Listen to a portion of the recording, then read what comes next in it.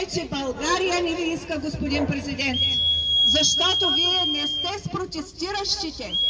Сега вие ни обяснявате как, за да не сме били затворени, трябвало или да се напоцкаме, или да си изкараме зелен сертификат, за да нямало локдаун. Господин президент, България се говори български. Това се нарича заключване. Ами вие миналата година бяхте точно против това заключване. Какво се случи, господин президент? Защо вие вече не сте на страната на народа си?